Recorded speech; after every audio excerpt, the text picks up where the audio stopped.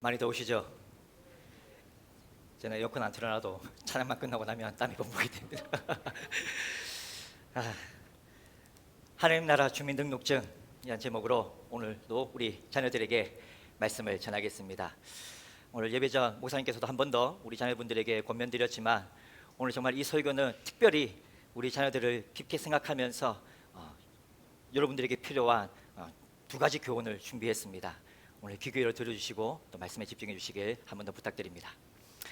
자, 작년 1월에 제가 설교하는 날 오늘 본문 앞에 있는 10절부터 14절의 말씀을 가지고 가이드 런너와 함께 달려가노라 라는 제목으로 설교했었어요. 혹시 이 설교 들었던 거 기억나시나요? 예.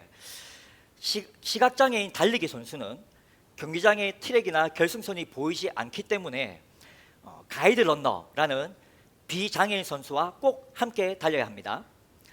한 트랙에 두 사람이 빨리 달려서 결승선에 도착하려면 반드시 한 호흡과 한 동작으로 한 몸처럼 달려야 하는데, 이를 위해서 선수와 가이드 런너는 일상생활의 소소한 것부터 빡센 훈련까지 오랜 시간 함께 생활하면서 서로 간의 친밀감과 신뢰를 키워갑니다.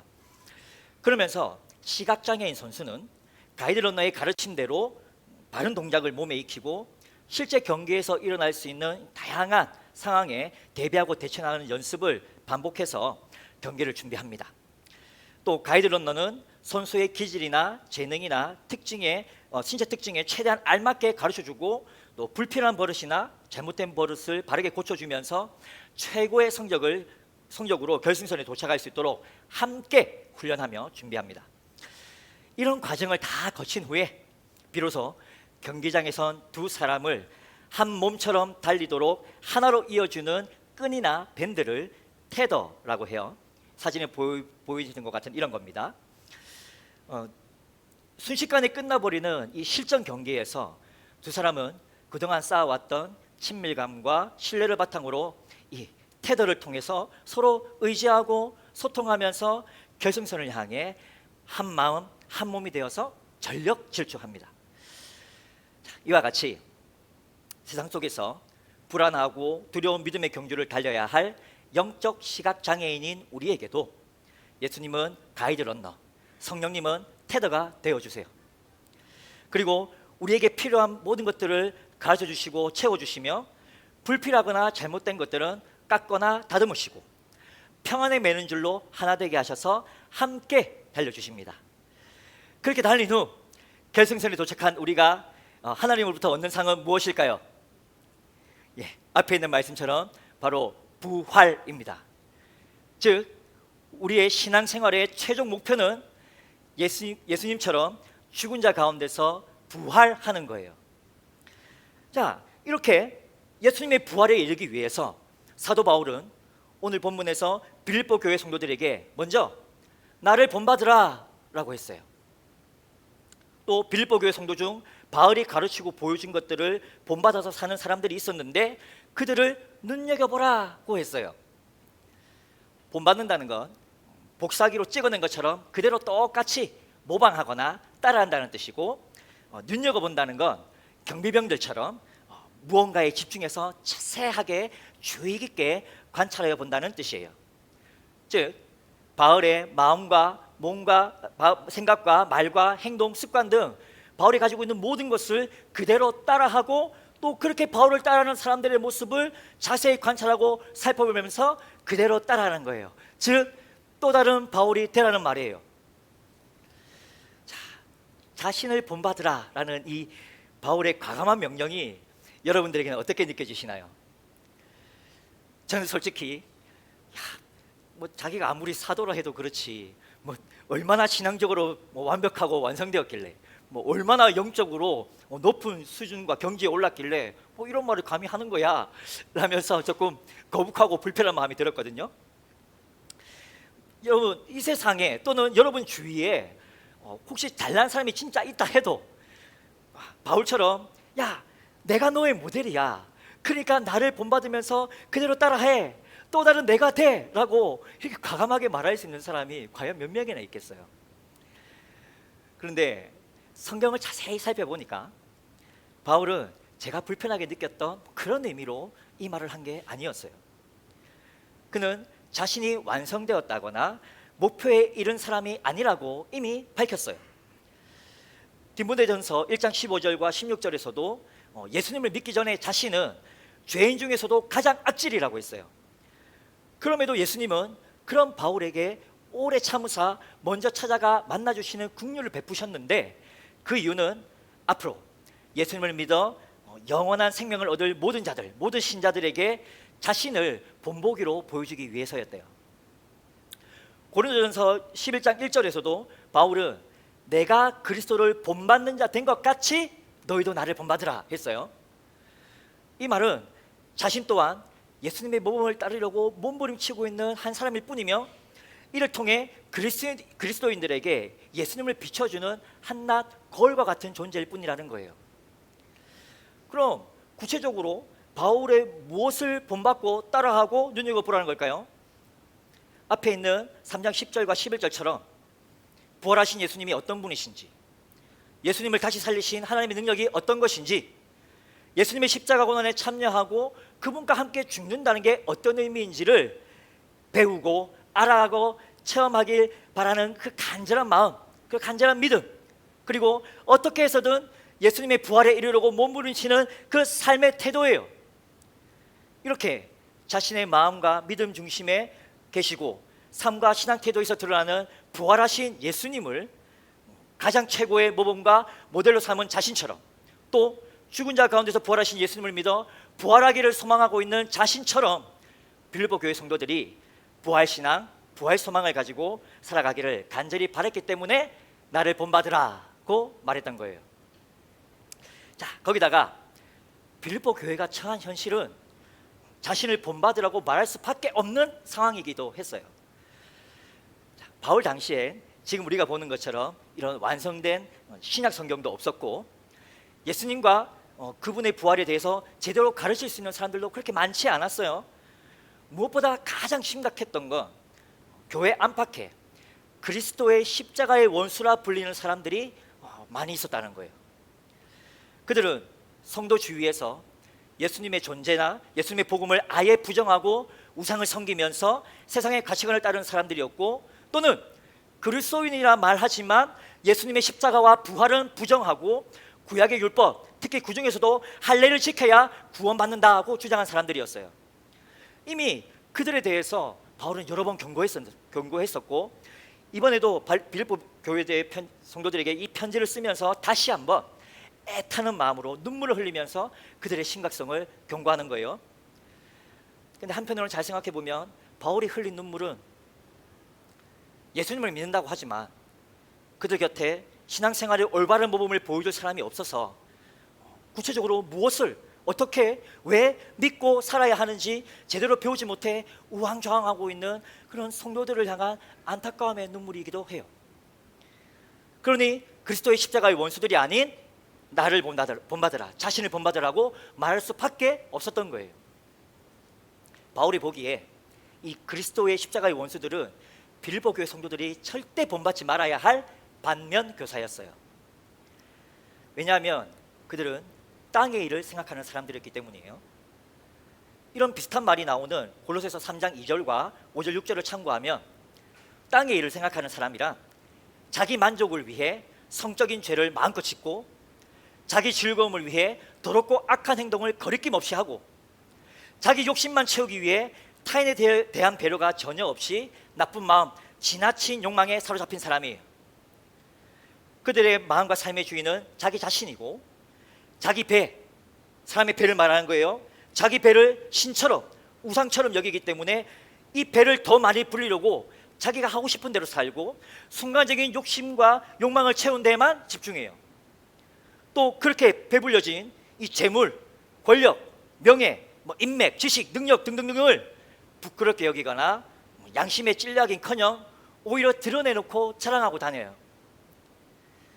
이런 사람들은 예수님을 본받은 바울이 가르쳐주고 보여주는 부활신앙, 부활소망에는 정반대되는 하나님의 진노가 임하는 삶을 살고 있기 때문에 그들은 하나님 앞에서 그리스도의 십자가의 원수이고 그들의 마지막은 결국 멸망일 수밖에 없는 거예요.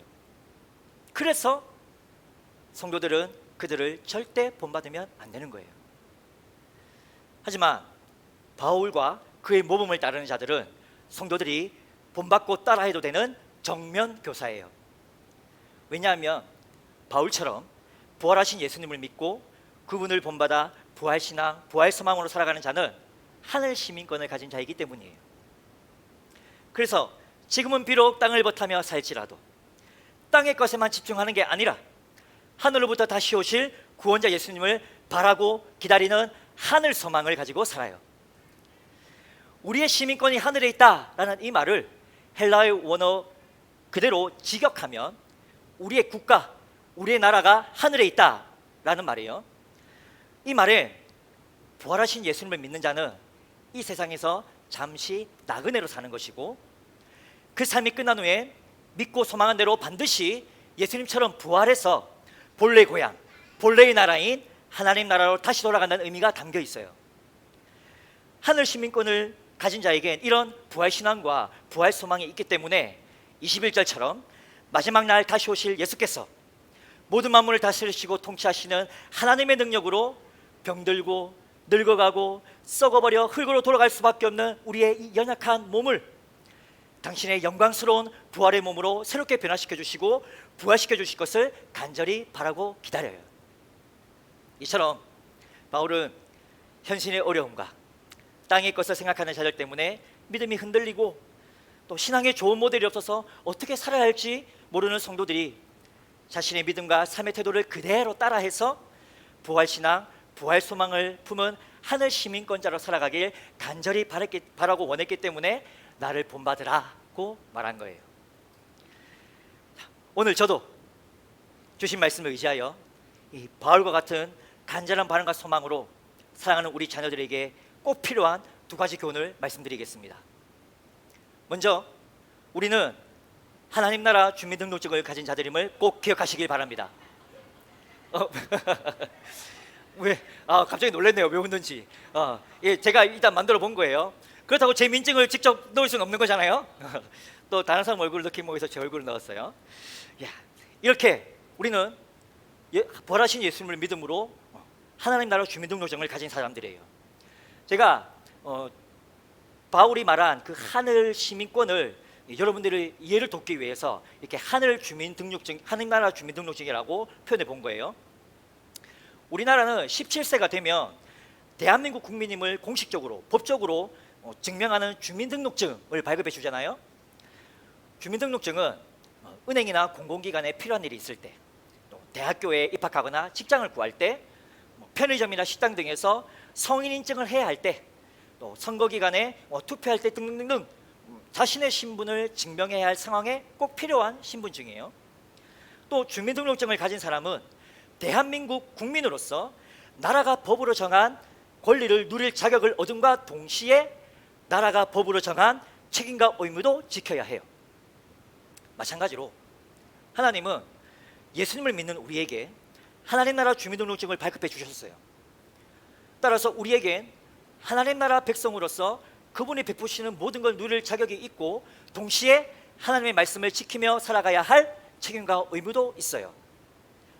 그런데 예수님을 믿어서 얻었다는 이 하나님 나라 민증은 원래 눈에 보이는 게 아니잖아요. 그래서 교회는 하나님 앞, 사람들 앞에서 내가 예수님을 믿어 하나님 나라의 민증을 가진 하나님의 자녀입니다, 백성입니다를 공개적으로 인정하고 선포하는 입교식과 세례식을 행해요. 우리 교회도 지난 4월 첫 주에 입교식과 세례식을 했었죠. 이 예식을 통해 받는 입교 증서, 세례 증서가 있는데 바로 이것이 눈에 보이는 하나님 나라 주민등록증이라고 말할 수 있어요. 그리고 이걸 받은 사람은 하나님과 많은 사람 앞에서 고백하고 선서한 대로 예수님 안에서 베푸시는 하나님의 은혜와 사랑을 누리면서 하나님 자녀로서, 하나님의 백성으로서 주어진 책임과 의무를 다하기 위해서 몸부림치며 살아야 해요. 이처럼 눈에 보이든 눈에 보이지 않든 우리는 예수님을 믿어 하나님 나라 민증을 얻은 자들이기 때문에 이 세상에서 나그네처럼 잠시 살다가 죽은 후엔 본래 고향인 하나님 나라로 다시 돌아갈 거예요. 우리나라는 사람이 죽으면 보통 돌아가셨다라고 표현하잖아요. 이 말처럼 죽은 이후 우리의 몸은 땅에 묻히든 불에 태워지든 분명히 흙과 먼지로 돌아가 사라질 테지만, 하나님 나라 민증을 가진 우리의 영혼은 반드시 하나님 나라로 돌아가고, 예수님이 다시 오실 마지막 날에 예수님을 영광의 몸으로 부활시키실 하나님의 전능하신 능력으로 우리의 몸도 반드시 새롭게 변화되어서 부활할 거예요. 이 사실을 믿고 소망하면서 이렇게 담대하게 말할 수 있는 이유는 성경이 구원자 예수님, 부활하신 예수님, 다시 오실 예수님을 증언하고 있기 때문이에요. 부디 지금은 세상 속에서 우리가 땅을 버타며 살고 있을지라도 부활하신 예수님을 믿음으로 받은 하나님 나라 주민등록증을 잃어버리지 말고, 이렇게 성경이 증언한 부활신앙, 부활소망으로 하나님 나라 백성답게 살아가는 우리 다음교회 모든 자녀가 되기를 예수님의 이름으로 축원합니다. 자, 다음으로 사랑하는 자녀 여러분, 여러분 주위에서 하나님 나라 민증을 가지고 부활신앙, 부활소망으로 살아가고 있는 사람들을 눈여겨보고 본받으세요. 지금 우리는 이렇게 주일마다 부모님과 함께 교회에 나와서 예배를 듣고 예배하고 또 설교를 듣거나 개인적인 성경 읽기, 성경 필사, 큐티 등으로 신앙생활을 배우면서 자라고 있는 중이지만, 아직 몸도 어리고 믿음도 연약해서 여전히 이해하기 힘들고 또 받아들이기 어려운 게 참 많잖아요.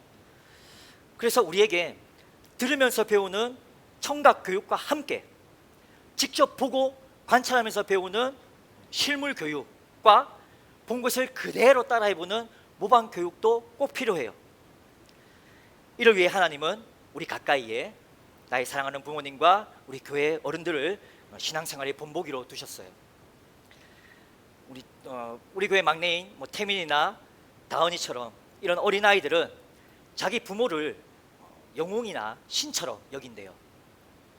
어린아이는 부모가 한순간이라도 눈에 보이지 않으면 불안해하고, 부모가 곁에 없으면 아무것도 스스로 할 수 없고, 힘들고 어려운 일이 닥치면 누구 먼저 찾아요?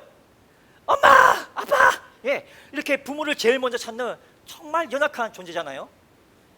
따라서 부모만을 의지할 수밖에 없고, 필요한 모든 걸 채워주고 가능케 하는 부모님만이 그 어린아이들에겐 영웅이자 신일 수밖에 없는 거예요.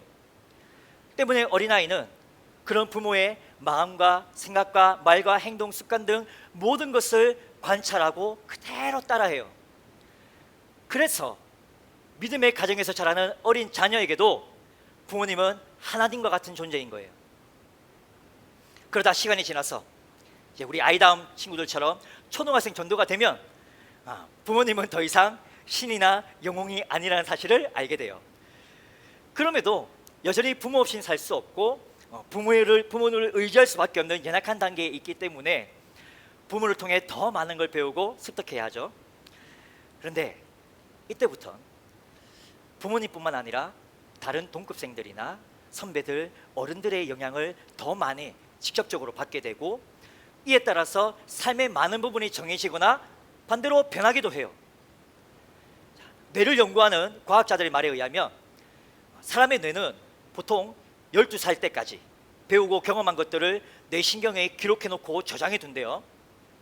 이후 Y다움, A다움처럼 청소년이나 청년기를 지나 어른이 되어도 뇌에 저장된 이 기억과 경험은 계속해서 자기 인생에 영향을 미친다고 해요. 그래서 어른이 되어 몸은 커졌어도 어떤 특정한 부분에서 긍정적이든 부정적이든 어린아이 같은 모습을 보이는 피터팬 증후군, 어린아이 증후군 증상이 나타나는 거예요. 우리 부모님과 어른들도 마찬가지예요. 그분들도 지금의 여러분들처럼 어린아이, 그다음에 초등학생, 청소년, 청년의 시기를 지나오셨어요. 그 과정에서 그분들의 부모님과 다른 어른들에게서 받은 아픔과 상처들을 대부분 가지고 계세요. 또 주위에 좋은 모델이 없어서 올바른 모범을 제때 또 제대로 배우지 못해서 순간적인 실수와 잘못을 저질렀던 적도 많아요. 또 어떤 특정 부분에서 안 좋은 것들, 잘못된 것들을 보고 배운 경험이 이 마음과 뇌에 새겨져서 진심은 그게 아닌데 나도 모르게 그것이 툭툭 튀어나올 때도 있죠. 그래서 어른인데도 때론 여러분들보다 더 못한 부끄러운 모습을 보여줄 때도 있고, 여러분에게 가르치고 말해주셨던 것과는 반대로 반대되는 마음과 말과 행동과 습관 등이 나올 때도 있어요. 그럼에도 신앙을 가진 우리 부모님들과 다음교회 어른들은 그런 자신을 그냥 내버려 두거나 포기하지 않아요. 늘 하나님과 말씀 앞에서 자신을 돌아보고 점검해요. 그래서 바른 믿음, 바른 마음, 바른 태도를 배우려고 항상 애쓰면서 세상 속에 그리스도인답게 살아내려고 늘 몸부림치고 있어요. 그러니 사랑하는 우리 자녀 여러분께 부탁드립니다. 교회 생활, 일상생활에서 부모님과 어른들이 보여주는 믿음과 삶의 태도를 아무 생각 없이, 아무 관심 없이 그냥 지나치지 말고 자세히 눈여겨보며 관찰하세요. 그리고 여러분의 양심과 여러분이 배웠던 그런 선한 지식들 안에서 그분들의 모습 중 바른 것과 바르지 않은 것을 잘 분별하세요. 그래서 바른 것은 정면교사로 여겨서 나도 저렇게 살아야지 하고 그대로 따라해보고, 바르지 않은 것은 나는 저렇게 살지 말아야지 하며 쳐다보지도 말고 따라하지도 마세요. 또 그분들의 모습에서 궁금하거나 이상하거나 잘 모르는 게 있거든 무엇이든 꼭 물어보세요. 여러분들의 그런 질문들은 부모 자녀 간에 또 세대 간의 대화와 소통으로 이어져서 서로를 더 잘 알아가고 서로를 더 이해하는 통로가 될 거예요. 또 그런 질문들이 부모님들에겐 바른 믿음, 바른 삶의 태도를 제대로 보여주고 전해주려는 이 의지와 열정의 마중물이 될 거고, 그를 통해 여러분도 신앙의 좋은 모델들에게 바른 말씀, 바른 신앙, 바른 삶의 태도를 배워서 하나님께 인정받고 사람들에게도 기쁨이 되고 세상에 선한 영향을 끼치는 자녀로 자라게 될 거예요. 이렇게 세대 간의 소통과 신앙 전수를 위해서 오늘 우리는 이렇게 온세대 통합 예배를 드리고 있는 거예요.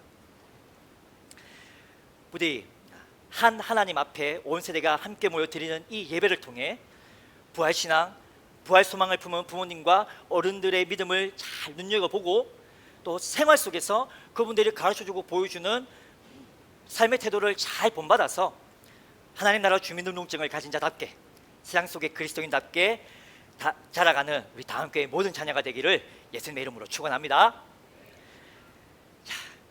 지난 3월에 하나님 나라로 돌아가신 이수자 집사님의 장례식이 있었어요. 여러분 그분이 누군지 기억나나요?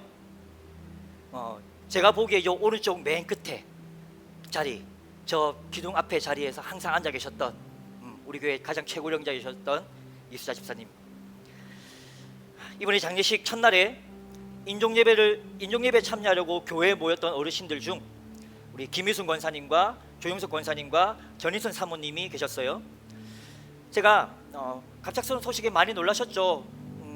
마음이 안 좋으시겠어요? 라면서 안부를 여쭸어요. 그런데 어르신들께서는 갑작스러운 소식에 놀라긴 했지만 부럽다고 하셨어요. 분명히 부럽다고 하셨어요. 저는 이 말을 듣고 굉장히 충격받았어요. 여기 계신 우리 어르신들께 정말 죄송합니다. 근데 아무리 믿음이 있으신 분들이라도 비슷한 연배를 가진 성도의 죽음을 보면 더 슬퍼하고 더 무서워하고 더 두려워하실 줄 알았는데 죽음이 부럽다니요. 그런데 그분들의 말씀을 곰곰이 생각하다 깨달았어요. 진짜 믿음을 가지신 분들은 오히려 약속된 천국을 기다리시면서 죽음 앞에 담대하시구나. 하나님 나라를 정말 사모하면서 기다리고 계시는구나. 이날 어르신들의 이 말씀은 어린 저에게 정말 큰 감동과 도전이 됐었고, 하나님 나라 백성답게 하나님 나라를 사모하며 기다리는 이분들의 부활신앙과 부활소망을 여러분들에게도 꼭 전해주고 싶어서 오늘 설교를 준비했어요. 사랑하는 자녀 여러분, 꼭 기억하십시오.